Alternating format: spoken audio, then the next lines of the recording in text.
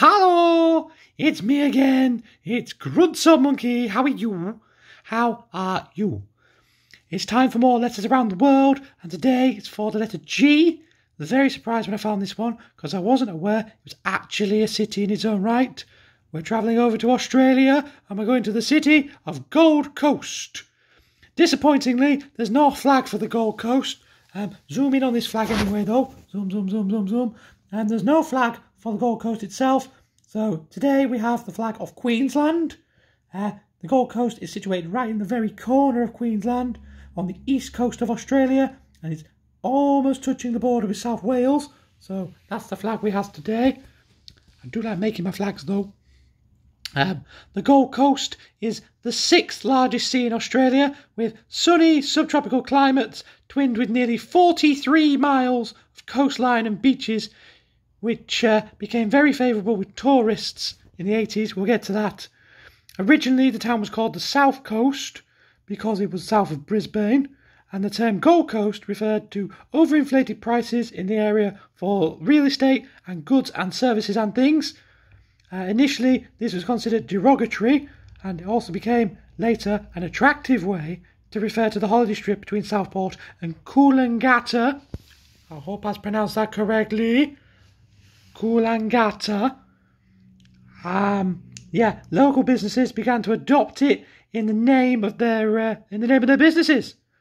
In 1958, the town of South Coast was officially renamed to the town of Gold Coast, and then proclaimed a city a year later, despite it not having a cathedral.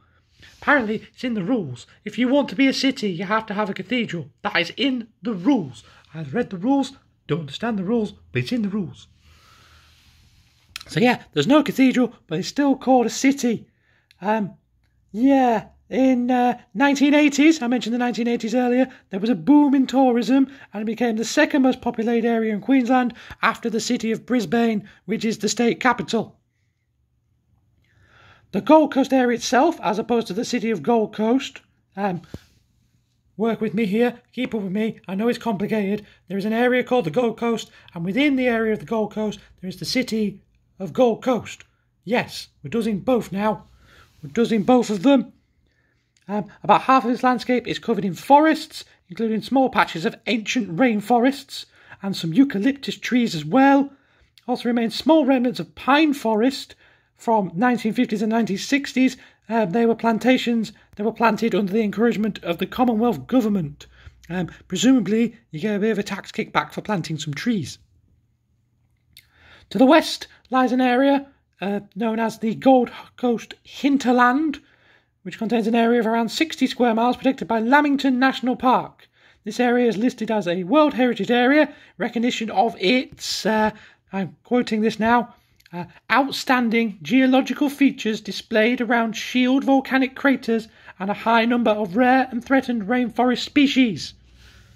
Very important, very important. Rare species must be protected because otherwise they'd all die out. The Gold Coast was also host to the 21st Commonwealth Games in 2018, and Australia won the most medals with 198 in total. England came second on the table with 136. I'm not suspicious whatsoever of the host nation, not at all, being able to win that many medals. No, not at all, not me, not suspicious at all. I suppose home field advantage must actually stand for something, I suppose. Must be quite good to have home field advantage, because then you know what you're doing because you get to practice there as well. Okay, that's all I have to tell you about Gold Coast for this video. The city of Gold Coast and the area of Gold Coast. That's the letter G. I hope you've learned something today. I've learned a lot of things while I did my researches. Don't forget to like and subscribe to my YouTube. I don't have very many subscribers. I think I should have more. There's definitely less subscribers than there are patrons on JDub's Patreon who watch this video. That seems a bit suspicious as well. But yes, you don't have to. I would like it if you did. I will see you again soon anyway. Okay, bye.